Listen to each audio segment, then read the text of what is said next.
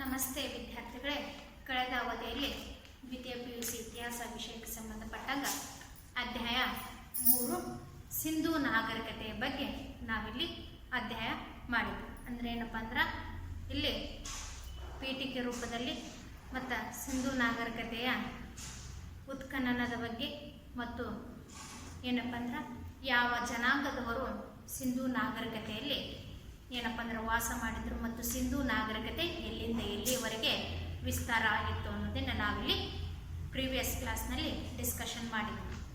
ಇವತ್ತಿನ ಅವಧಿಯಲ್ಲಿ ಸಿಂಧೂ ನಾಗರಿಕತೆಯ ಪ್ರಮುಖ ಲಕ್ಷಣಗಳು 10 ಮಾರ್ಕ್ಸ್ಗೆ ಬರುವಂತಹ ಮುಖ್ಯವಾದಂತಹ ಪ್ರಶ್ನೆ ಅನ್ನೋದನ್ನು ನಾವಿಲ್ಲಿ ಗಮನಿಸ್ಬೇಕು. ನೋಡ್ರಿ, ಸಿಂಧೂ ನಾಗರಿಕತೆಯ ಲಕ್ಷಣಗಳಂತ ನಾವು ತೆಗೆದುಕೊಂಡಾಗ ಪ್ರಾರಂಭದಲ್ಲಿ ಮುದ್ರೆಗಳು, ಲಿಪಿಗಳು, ನಗರ ಯೋಜನೆಗೆ ಸಂಬಂಧಪಟ್ಟಾಗ ಮತ್ತೇನಪ್ಪ ಅಂದ್ರೆ ಪ್ರಮುಖವಾದಂಥ 4 ಅಂಶಗಳು ಬರ್ತಾವ್ರಿ.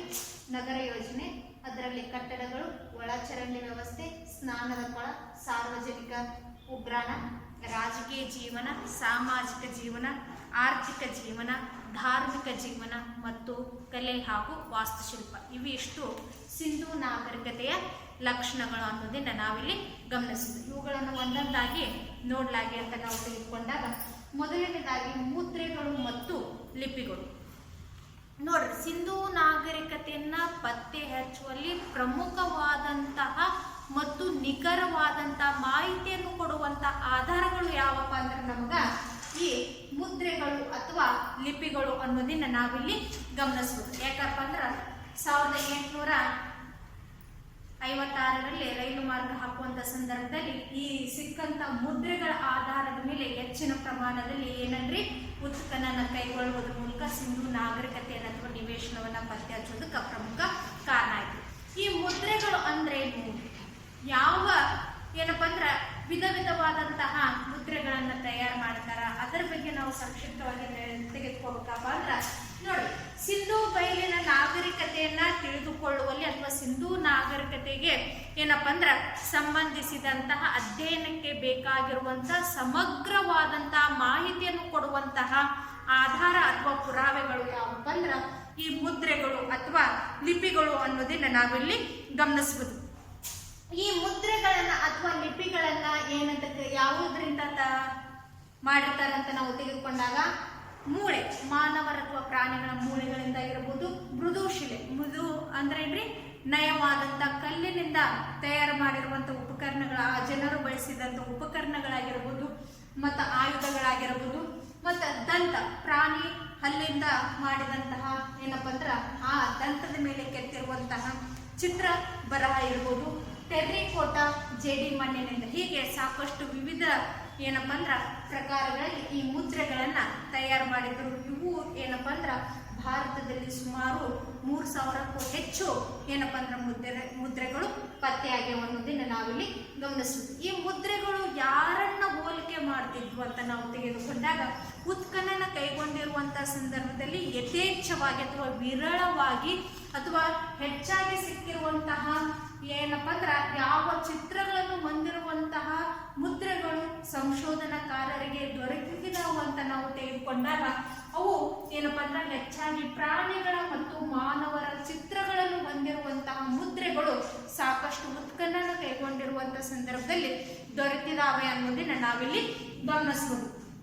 ನೋಡ್ರಿ, ಈ ಮುದ್ರೆಗಳ ಆಕಾರ ಹೆಂಗಿತ್ತು ಅಂತ ನಾವು ತೆಗೆದುಕೊಂಡಾಗ ನೋಡ್ರಿ, ಚೌಕಾಕಾರ ಮತ್ತು ಆಯತಾಕಾರ, ಈ ರೀತಿಯಾಗಿ 2 ಪ್ರಕಾರದ ಏನಪ್ಪ ಅಂದ್ರ ಮುದ್ರೆಗಳು ಸಿಕ್ಕಿದ್ದು. ಇವು ಗಾತ್ರದಲ್ಲಿ ಕೂಡ ಯಾವ ರೀತಿಯಾಗಿದ್ದು ರೀ, ಅತ್ಯಂತ ಚಿಕ್ಕದಾದಂತಹ ಗಾತ್ರವನ್ನ ಹೊಂದಿದ್ವು ಅನ್ನೋದನ್ನ ನಾವಿಲ್ಲಿ ಗಮನಿಸಬಹುದು. ಅದರ ಜೊತೆಗೆ ಮುದ್ರೆಗಳ ಮೇಲೆ ಏನನ್ನ ಅಥವಾ ಯಾವ ಪ್ರಾಣಿಗಳ ಅಥವಾ ಪಕ್ಷಿಗಳ ಚಿತ್ರ ಇತ್ತೋ, ಯಾವುದರ ಮೂಲಕ ಏನು ಲಿಪಿಗಳಿದ್ವೋ ಅದು ಯಾವುದರ ಮೂಲಕ ಏನಪ್ಪಾ ಅಂದ್ರ ಇಲ್ಲಿ ಚಿತ್ರ ಮತ್ತು ಬರಹ, ಚಿತ್ರ ಬರಹದ ಮೂಲಕ ಏನಪ್ಪಾ ಅಂದ್ರ ಪ್ರಾಣಿಗಳನ್ನ ಏನ್ ಮಾಡಿದ್ರಪ್ಪ ಅಂದ್ರ ಮುದ್ರಿಸಿದ್ರು ಅನ್ನೋದನ್ನ ನಾವು ಪ್ರಮುಖವಾದಂತ ಪ್ರಾಣಿಗಳಂತ ನಾವು ತೆಗೆದುಕೊಂಡಾಗ ಆ ಮುದ್ರೆಗಳ ಮೇಲೆ ಹೋರಿ, ಏಕಶೃಂಗ, ಆನೆ, ಜಿಂಕೆ, ಮಾನವ ಮತ್ತು ಇತರೆ ಸಂಬಂಧಿತ ಪ್ರಾಣಿಗಳನ್ನು ತಾವು ಉಪಯೋಗಿಸುತ್ತಿರುವ ತಮಗೆ ಗೊತ್ತಿರುವಂತ, ತಾವು ಪೂಜಿಸುತ್ತಿರುವಂತ, ತಾವು ಸಾಕುತ್ತಿರುವಂತಹ ಪ್ರಾಣಿಗಳ ಚಿತ್ರಗಳನ್ನ ಆ ಮುದ್ರೆಗಳ ಮೇಲೆ ಬರೆದಿದ್ರು ಅನ್ನೋದನ್ನ ನಾವಿಲ್ಲಿ ಗಮನಿಸಬಹುದು. ನೋಡ್ರಿ, ಒಂದೊಂದು ಚಿತ್ರ ಕೂಡ ಮುದ್ರೆ ಮೇಲೆ ಅಚ್ಚಾಗಿರುವಂತ ಒಂದೊಂದು ಚಿತ್ರ ಕೂಡ ಒಂದೊಂದು ಏನಪ್ಪಾ ಅಂದ್ರ ವಿಶಿಷ್ಟ ಪ್ರಕಾರದ ಅರ್ಥವನ್ನ ನೀಡ್ತಿತ್ತು ಅನ್ನೋದನ್ನ ನಾವಿಲ್ಲಿ ಗಮನಿಸಬಹುದು. ಈಗ ಭಾರತದಲ್ಲಿ ಅಥವಾ ಸಿಂಧೂ ನಾಗರಿಕತೆಗೆ ಉತ್ಖನನ ಮಾಡುವಂತ ಸಂದರ್ಭದಲ್ಲಿ ಮುದ್ರೆಗಳು ಎಷ್ಟ್ರಿ? ಒಟ್ಟು ಸುಮಾರು 3000ಕ್ಕೂ ಹೆಚ್ಚು ಮುದ್ರೆಗಳು ನಮಗ ದೊರೆತಾವು ಅನ್ನೋದನ್ನ ನಾವಿಲ್ಲಿ ಗಮನಿಸಬಹುದು. ನೋಡ್ರಿ, ಈ ಮುದ್ರೆಗಳ ಬರವಣಿಗೆ ಇದೊಂದು ಚಿತ್ರ ಬರಹವಾಗಿತ್ತು. ಅಂದ್ರೆ ಚಿತ್ರದ ಮೂಲಕನ ಬರಹ ಇತ್ತು. ಒಂದೊಂದು ಚಿತ್ರ ಕೂಡ ಒಂದೊಂದು ರೀತಿಯಾದಂತ ವಿಶಿಷ್ಟವಾದಂತ ಅರ್ಥವನ್ನ ಕೊಡುವುದರ ಮೂಲಕ ಬರವಣಿಗೆ ಯಾವುದರಿಂದಪ್ಪ ಅಂದ್ರ ಎಡದಿಂದ ಬಲಕ್ಕ ಹೋಗ್ತಿತ್ತು ಅನ್ನೋದನ್ನ ನಾವಿಲ್ಲಿ ತಿಳಿಬಹುದು. ಇದು ಸಿಂಧೂ ನಾಗರಿಕತೆಯ ಬಗ್ಗೆ ಸಂಪೂರ್ಣವಾದಂತ ವಿವರವನ್ನ ನೀಡುವಂತಹ ಪ್ರಮುಖವಾದಂತಹ ಏನಪ್ಪಾ ಅಂದ್ರ ಆಧಾರ ಮತ್ತು ಲಕ್ಷಣ ಹೌದು ಅನ್ನೋದನ್ನ ನಾವಿಲ್ಲಿ ಗಮನಿಸಬಹುದು. ಇನ್ನು ಎರಡನೇದಾಗಿ ನಗರ ಯೋಜನೆ ಅಂತ ನಾವು ತೆಗೆದುಕೊಂಡಾಗ ಸಿಂಧೂ ನಾಗರಿಕತೆಯ ಜನರ ಜೀವನದ ಬಗ್ಗೆ ಏನಪ್ಪಾ ಅಂದ್ರ ಈ ನಗರ ಯೋಜನೆ ಒಂದು ವಿಶಿಷ್ಟ ಪ್ರಕಾರದ ಲಕ್ಷಣವಾಗಿದ್ರೂ ಕೂಡ ಇದು ಅವರ ಏನಪ್ಪಾ ಅಂದ್ರ ನಾಗರಿಕ ಜೀವನದ ಉಚ್ಚ ಮಟ್ಟದ ನಾಗರಿಕ ಜೀವನಕ್ಕ ಸಾಕ್ಷಿಯನ್ನ ನೀಡಿದಂತಹ ಮತ್ತೊಂದು ಪುರಾವೆ ಅಂತ ನಾವು ತೆಗೆದುಕೊಂಡಾಗ ಸಿಂಧೂ ಜನರ ನಿರ್ಮಿಸಿದಂತಹ ನಗರ ಯೋಜನೆ ಎನ್ನುವುದನ್ನ ನಾವಿಲ್ಲಿ ಗಮನಿಸುವುದು. ನೋಡ್ರಿ, ಅವರ ಸಿಂಧೂ ಜನರ ಈ ನಗರ ಯೋಜನೆಯು ಏನಪ್ಪಾ ಅಂದ್ರ ಅತ್ಯಂತ ಉಚ್ಚ ನಾಗರಿಕತೆ ಮತ್ತು ಏನಪ್ಪಾ ಅಂದ್ರ ಅಭಿವೃದ್ಧಿ ಹೊಂದಿದ ಜೀವನವನ್ನ ನಡೆಸ್ತಿದ್ರು ಅನ್ನುವುದಕ್ಕ ಪುರಾವೆ ರೂಪದಲ್ಲಿ ಏನಪ್ಪಾ ಅಂದ್ರ ಉತ್ಖನನ ಮಾಡಿದಂತ ಸಂದರ್ಭದಲ್ಲಿ ದೊರಕೈತಿ ಅನ್ನೋದನ್ನ ನಾವಿಲ್ಲಿ ಗಮನಿಸ್ತೀವಿ. ಯಾಕಪ್ಪ ಅಂದ್ರ ಭಾರತದ ಅತ್ಯಂತ ಪ್ರಾಚೀನ ನಾಗರಿಕತೆ ಮತ್ತು ಭಾರತದ ನಾಗರಿಕತೆ ತೊಟ್ಟಿಲು ಎನ್ನುವಂತ ಹೆಗ್ಗಳಿಕೆ ಬಂದಿರುವಂತಹ ಈ ನಾಗರಿಕತೆಯ ಜನರು ಏನಪ್ಪಾ ಅಂದ್ರ ಉಚ್ಚ ನಾಗರಿಕರಾಗಿದ್ದು ಶಿಸ್ತು ಮತ್ತು ಸ್ವಚ್ಛತೆಗೆ ಹೆಚ್ಚಿನ ಪ್ರಾಮುಖ್ಯತೆಯನ್ನ ನೀಡುವುದರ ಜೊತೆಗೆ ಏನ್ ಮಾಡಿದ್ರಪ್ಪ ಅಂದ್ರ ಇವರು ಅಭಿವೃದ್ಧಿ ಹೊಂದಿದ ನಗರ ಶೈಲಿಯ ಜೀವನವನ್ನ ಮುಂದುವರೆದಂತಹ ನಗರ ಶೈಲಿಯ ಜೀವನವನ್ನ ನಡೆಸುತ್ತಿದ್ರು ಅನ್ನೋದನ್ನ ನಾವಿಲ್ಲಿ ಗಮನಿಸಬಹುದು. ಈ ಪ್ರಪಂಚದ ಇತಿಹಾಸವನ್ನ ನಾವು ಅಭ್ಯಾಸ ಮಾಡಿದಾಗ ಈಜಿಪ್ಟ್ ಮತ್ತು ಮೆಸೊಪೊಟೋಮಿಯಾ ನಾಗರಿಕತೆಗಳು ಯಾವ ರೀತಿಯಾಗಿ ನಾಗರಿಕ ಜೀವನವನ್ನ ಏನಪ್ಪಾ ಅಂದ್ರ ಹಂತ ಹಂತವಾಗಿ ಏನ್ ಮಾಡಿದ್ವಪ್ಪ ಅಂದ್ರ ಸಾಗಿಸ್ತಾ ಬಂದ್ವು. ಆದ್ರ ಭಾರತದ ಪ್ರಾಚೀನ ನಾಗರಿಕತೆಯಾಗಿರುವಂತ ಈ ಸಿಂಧೂ ನಾಗರಿಕತೆ ಅತ್ಯಂತ ಉಚ್ಚ ಮಟ್ಟದ ಮತ್ತು ಅಭಿವೃದ್ಧಿ ಹೊಂದಿದ ನಾಗರಿಕ ಜೀವನ ಶೈಲಿಯನ್ನ ನಡೆಸ್ತಿದ್ರು ಅನ್ನೋದನ್ನ ನಾವಿಲ್ಲಿ ಗಮನಿಸಬಹುದು. ನೋಡ್ರಿ, ನಗರಗಳನ್ನ ಹೆಂಗ ನಿರ್ಮಾಣ ಮಾಡಿದ್ರಪ್ಪ ಅಂದ್ರ ಇಲ್ಲಿ ವೈಜ್ಞಾನಿಕವಾದಂತಹ ಒಂದು ಶಿಸ್ತಿಗೆ ಮತ್ತು ಸ್ವಚ್ಛತೆಗೆ ಹೆಚ್ಚು ಗಮನವನ್ನ ನೀಡಿದಂತಹ ಒಂದು ಸುಸಂಸ್ಕೃತ ನಾಗರಿಕತೆ ಅಂತ ನಾವು ತೆಗೆದುಕೊಂಡಾಗ ಭಾರತದ ಪ್ರಾಚೀನ ನಾಗರಿಕತೆಯಾಗಿರುವಂತಹ ಸಿಂಧೂ ನಾಗರಿಕತೆಗೆ ಸಲ್ತೈತಿ ಅನ್ನೋದನ್ನ ನಾವಿಲ್ಲಿ ಗಮನಿಸಬಹುದು. ನೋಡ್ರಿ, ಇವರು ತಮ್ಮ ನಗರಗಳನ್ನ ಸ್ವಚ್ಛ ಮತ್ತು ಏನಪ್ಪಾ ಅಂದ್ರ ಕಾಪಾಡುವುದಕ್ಕೋಸ್ಕರ ಒಳಚರಂಡಿ ವ್ಯವಸ್ಥೆ ಒಂದು ವ್ಯವಸ್ಥಿತವಾದಂತ ವೈಜ್ಞಾನಿಕವಾದಂತ ರೀತಿಯಲ್ಲಿ ಏನ್ರಿ ಚರಂಡಿ ವ್ಯವಸ್ಥೆಯನ್ನ ನಿರ್ಮಾಣ ಮಾಡಿದ್ರು ಅನ್ನೋದನ್ನ ನಾವಿಲ್ಲಿ ಗಮನಿಸಬಹುದು. ಅದರ ಜೊತೆಗೆ ಯೋಜನಾಬದ್ಧ ನಗರಗಳನ್ನು ನಿರ್ಮಿಸಿದವರಲ್ಲಿ ಕೂಡ ಮೊದಲಿಗರು ಯಾರಪ್ಪ ಅಂದ್ರ ಸಿಂಧೂ ಜನರು ಅನ್ನೋದನ್ನ ನಾವಿಲ್ಲಿ ಗಮನಿಸಬಹುದು. ಈ ನೋಡ್ರಿ, ಸಿಂಧೂ ಜನರ ನಗರಗಳು ಹೆಂಗಿದ್ವಪ್ಪ ಅಂದ್ರ ವಿಶಾಲವಾಗಿದ್ವು.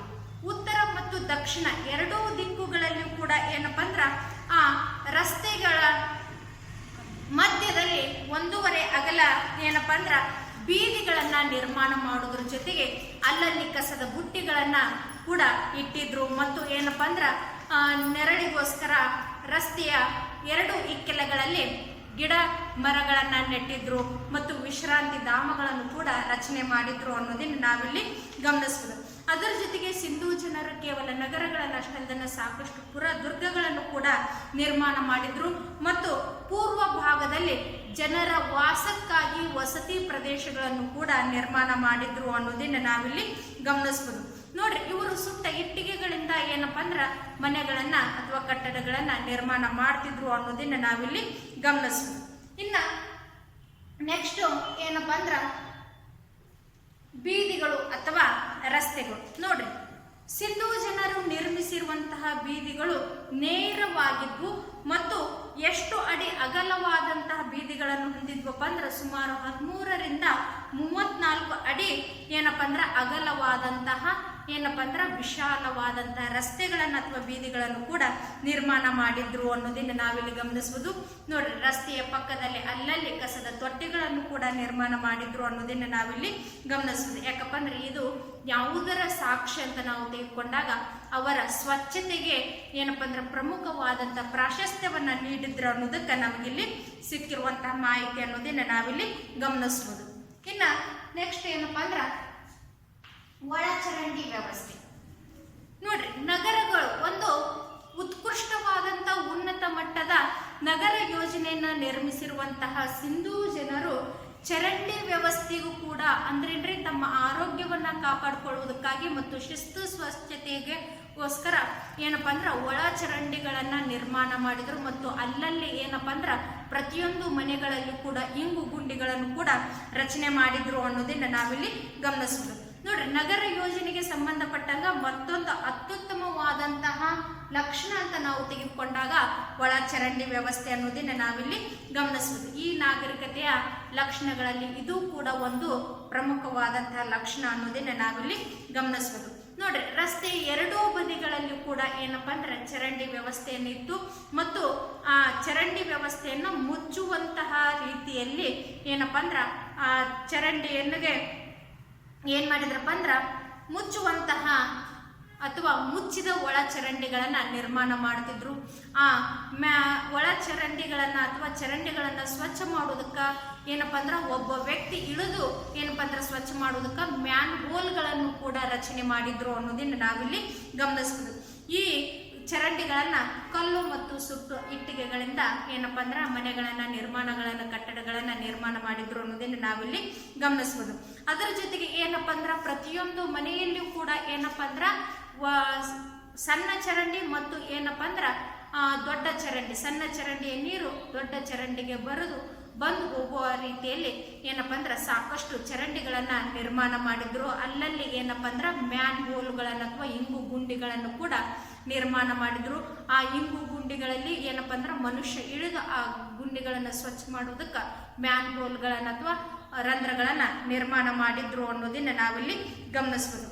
ಅದರ ಜೊತೆಗೆ ಏನಪ್ಪಾ ಅಂದ್ರೆ ನಗರದಲ್ಲಿ ಹರಿಯುವಂತ ಹೆಚ್ಚುವರಿ ನೀರನ್ನು ಕೂಡ ಕೊಂಡೊಯ್ಯಬೇಕು ಅಥವಾ ತೆಗೆದುಕೊಂಡು ಹೋಗುವುದಕ್ಕ ಹೊರಭಾಗದಲ್ಲಿ ಊರ ಹೊರಭಾಗದಲ್ಲಿ ಕೂಡ ಏನ್ರಿ ಮುಚ್ಚಿದ ಗುಂಡಿಗಳನ್ನ ಅಥವಾ ಇಟ್ಟಿಗೆಯನ್ನ ಕಟ್ಟಿ ಕಾಲುವೆಗಳನ್ನು ಕೂಡ ನಿರ್ಮಾಣ ಮಾಡಿದ್ರು ಅನ್ನೋದನ್ನ ನಾವಿಲ್ಲಿ ಅಂದ್ರೇನ್ರಿ ಸ್ವಚ್ಛತೆಗೆ ಆದ್ಯತೆಯನ್ನ ನೀಡಿದ ಸಿಂಧೂ ಜನರು ಒಂದು ಪರಿಪೂರ್ಣವಾದಂತಹ ವ್ಯವಸ್ಥಿತವಾದಂತಹ ಏನ್ರಿ ಒಳಚರಂಡಿ ವ್ಯವಸ್ಥೆಯನ್ನ ಕಲ್ಪಿಸಿದ್ರು ಅನ್ನೋದನ್ನ ನಾವಿಲ್ಲಿ ಗಮನಿಸಬಹುದು. ಇನ್ನ ನೆಕ್ಸ್ಟ್ ಸ್ನಾನದ ಕೊಳ. ಇದು ಕೂಡ ಏನಪ್ಪಾ ಅಂದ್ರೆ ನಗರ ಯೋಜನೆ ಮತ್ತೊಂದು ಪ್ರಮುಖ ಲಕ್ಷಣ ಅನ್ನೋದನ್ನ ನಾವಿಲ್ಲಿ ಗಮನಿಸಬಹುದು. ಮೆಹಜೋದಾರೋ ನಗರವನ್ನು ಉತ್ಖನನ ಮಾಡಿದವರು ಯಾರೇ 1921ರಲ್ಲಿ ಡಾಕ್ಟರ್ R.D. ಬ್ಯಾನರ್ಜಿಯವರು ಮೆಹಜೋದಾರ್ ನಗರವನ್ನ ನಿರ್ಮಾಣ ಮಾಡಿದರು. ಮೆಹಜೋದಾರ್ ಪದದ ಅರ್ಥವನ್ನ ನಾವು ಎರಡು ಭಾಷೆಯಲ್ಲಿ ನೋಡ್ತೀವ್ರಿ.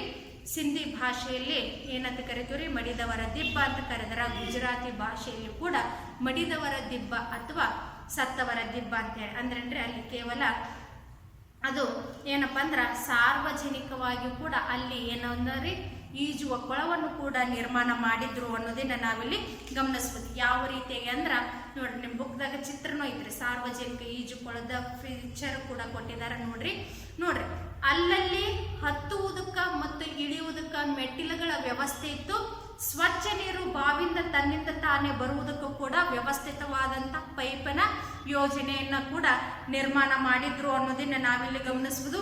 ಇದು ಅತ್ಯಂತ ವಿಶಾಲವಾದಂತ 180ರಿಂದ 108 ಅಡಿ ಅಗಲದ ಮತ್ತು ವಿಸ್ತಾರವಾದಂತಹ ಒಳಾಂಗಣ ಮತ್ತು ಪ್ರೇಕ್ಷಾಗೃಹಗಳನ್ನು ಅಲ್ಲಿ ಕುಂತು ನೋಡುವುದಕ್ಕೂ ಕೂಡ ಏನಪ್ಪಾ ಅಂದ್ರೆ ವೀಕ್ಷಕರ ಗೃಹಗಳನ್ನು ಕೂಡ ಸಣ್ಣ ಸಣ್ಣ ಕೋಣೆಗಳನ್ನು ಹೊಂದಿರುವಂತಹ ಗೃಹಗಳನ್ನು ಕೂಡ ಈ ಈಜುಕೊಳಗಳಲ್ಲಿ ನಿರ್ಮಾಣ ಮಾಡಿದ್ರು ಅನ್ನೋದನ್ನ ನಾವಿಲ್ಲಿ ಗಮನಿಸಿದ್ದು. ಆ ಈಜುಕೊಳದಲ್ಲಿ ಎರಡೂ ಕಡೆ ಮೆಟ್ಟಿಲುಗಳ ವ್ಯವಸ್ಥೆ ಇತ್ತು. ಅಂದ್ರೆ ಹತ್ತಿ ಹೋಗುವುದಕ್ಕ ಮತ್ತು ಇಳಿಯುವುದಕ್ಕೂ ಕೂಡ ಒಂದು ಮೆಟ್ಟಿಲುಗಳ ವ್ಯವಸ್ಥೆಯನ್ನ ನಿರ್ಮಾಣ ಮಾಡಿದ್ರು ಅನ್ನೋದನ್ನ ನಾವಿಲ್ಲಿ ಗಮನಿಸಬಹುದು.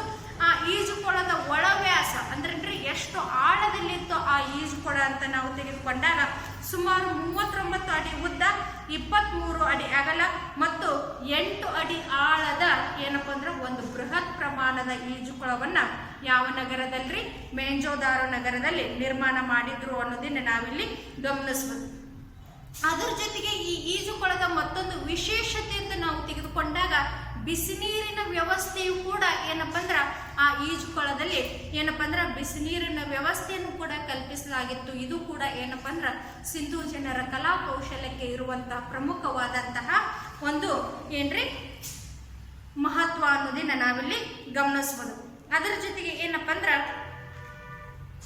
ನೋಡ್ರಿ, ಇಷ್ಟು ಏನಪ್ಪಾ ಅಂದ್ರ ಬೃಹತ್ ಪ್ರಮಾಣದ ಈಜುಕೊಳವನ್ನ ಏನಪ್ಪಾ ಅಂದ್ರ ಅದರ ಗೋಡೆ ಎಷ್ಟು ಮೀಟರ್ ಇತ್ತಪ್ಪ ಅಂದ್ರ, ಎಷ್ಟು ದಪ್ಪ ಇತ್ತಪ್ಪ ಅಂದ್ರ ಸುಮಾರು 2.4 ಮೀಟರ್ ಪ್ರಮಾಣದಷ್ಟು ಏನಪ್ಪಾ ಅಂದ್ರೆ ಗಾತ್ರದ ಅಷ್ಟು ದಪ್ಪನಾದಂತ ಗೋಡೆಯನ್ನು ಕೂಡ ನಿರ್ಮಾಣ ಮಾಡಿದ್ರು. ಮತ್ತು ನೀರನ್ನ ಗಲೀಜು ನೀರನ್ನು ಹೊರ ಹಾಕುವುದಕ್ಕಾಗಿ ಏನಪ್ಪಾ ಅಂದ್ರ 6 ಅಡಿಗಿಂತ ಹೆಚ್ಚಿನ ಆಳವಾದಂತಹ ಕಲ್ಲಿನ ಹೊದಿಕೆಯನ್ನು ಕೂಡ ನಿರ್ಮಾಣ ಮಾಡಿದ್ರು ಅನ್ನೋದಿನ ಅಂದ್ರೇನ್ರಿ, ಆ ಕಲ್ಲಿನ ಹೊದಿಕೆಯಿಂದ ಕೂಡಿರುವಂತಹ 6 ಅಡಿ ಎತ್ತರದ ಏನಪ್ಪಾ ಅಂದ್ರೆ ಒಂದು ಗುಂಡಿಯನ್ನು ಕೂಡ ಗಲೀಜು ನೀರು ಶೇಖರಣೆ ಆಗುವುದಕ್ಕೂ ಕೂಡ ಒಂದು ಗುಂಡಿಯನ್ನು ಕೂಡ ನಿರ್ಮಾಣ ಮಾಡಿದ್ರು ಅನ್ನೋದನ್ನ ನಾವಿಲ್ಲಿ ಗಮನಿಸಬಹುದು.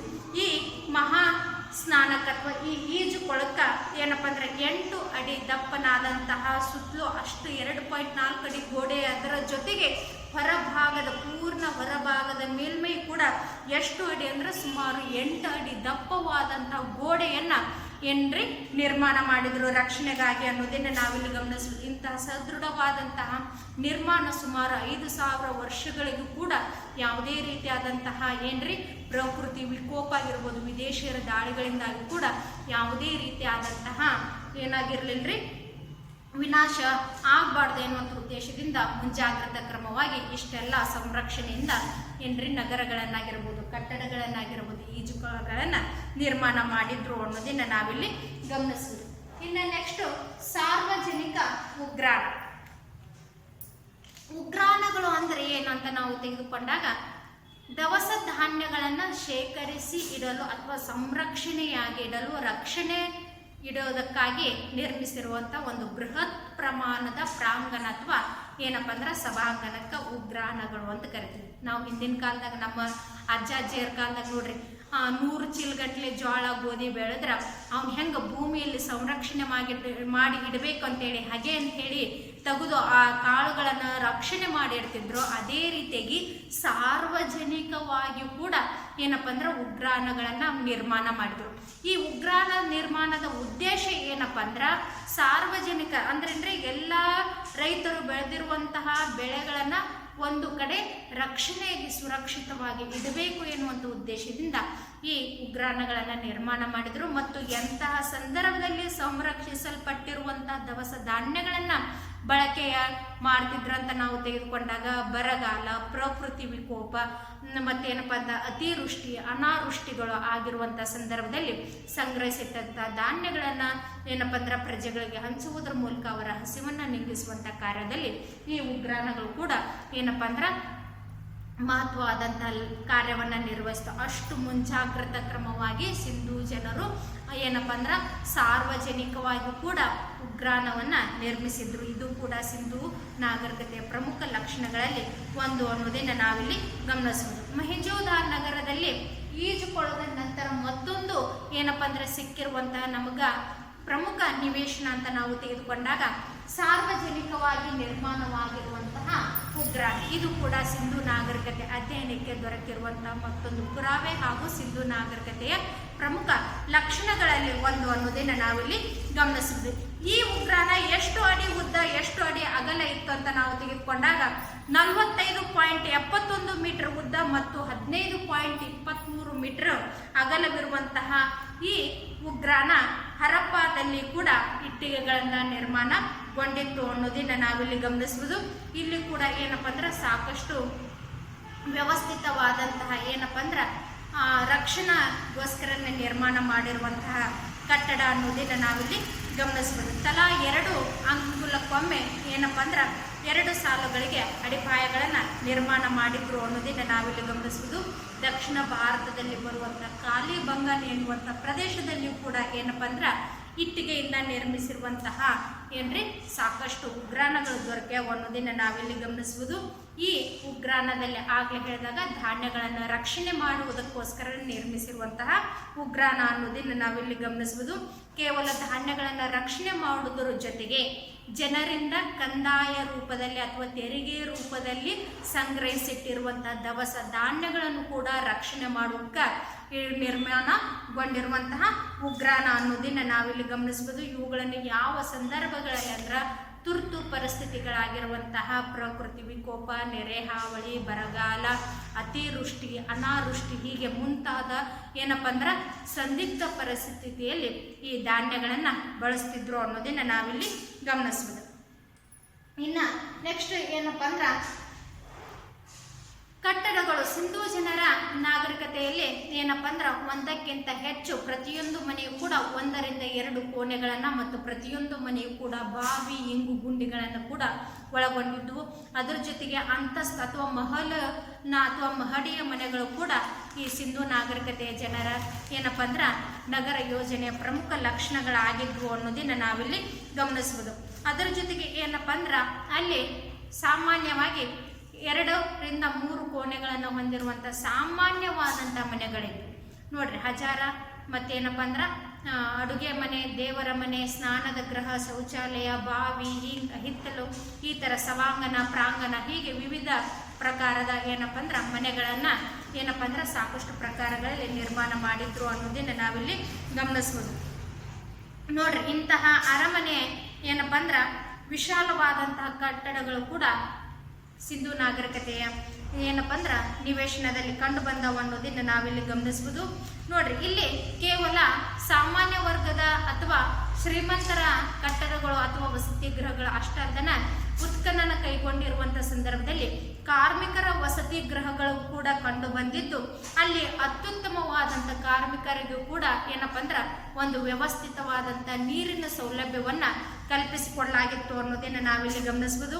ಅದರ ಜೊತೆಗೆ ಏನಪ್ಪ ಅಂದ್ರೆ ಪ್ರತಿಯೊಂದು ರಸ್ತೆಯಲ್ಲಿ ಕೂಡ ಸಾರ್ವಜನಿಕವಾದಂತಹ ಕೆರೆ ಬಾವಿಗಳನ್ನು ಕೂಡ ಸಿಂಧೂ ಜನರು ಆಗಿನ ಕಾಲದಲ್ಲಿ ನಿರ್ಮಾಣ ಮಾಡಿದ್ರು ಅನ್ನೋದನ್ನು ನಾವಿಲ್ಲಿ ಗಮನಿಸ್ಬೋದು. ಪ್ರತಿಯೊಂದು ಮನೆಯೂ ಕೂಡ ಏನಪ್ಪ ಅಂದ್ರೆ ತನ್ನದೇ ಆದಂತಹ ಏನಪ್ಪ ಅಂದ್ರೆ ಪ್ರತ್ಯೇಕವಾದಂತಹ ಬಾವಿಯನ್ನು ಕೂಡ ಹೊಂದಿತ್ತು ಅನ್ನೋದನ್ನ ನಾವಿಲ್ಲಿ ಗಮನಿಸ್ಬೋದು.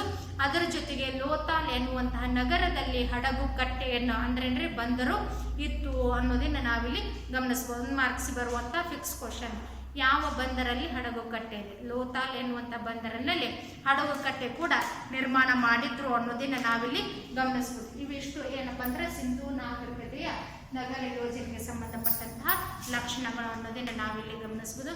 ನೆಕ್ಸ್ಟ್ ಕ್ಲಾಸ್ನಲ್ಲಿ ಅಥವಾ ಮುಂದಿನ ಅವಧಿಯಲ್ಲಿ ರಾಜಕೀಯ ಜೀವನ, ಸಾಮಾಜಿಕ ಜೀವನ, ಆರ್ಥಿಕ ಜೀವನ ಮತ್ತು ಏನಪ್ಪ ಅಂದ್ರೆ ಅವುಗಳ ಬಗ್ಗೆ ಅಭ್ಯಾಸ ಮಾಡೋಣ. ಧನ್ಯವಾದಗಳು.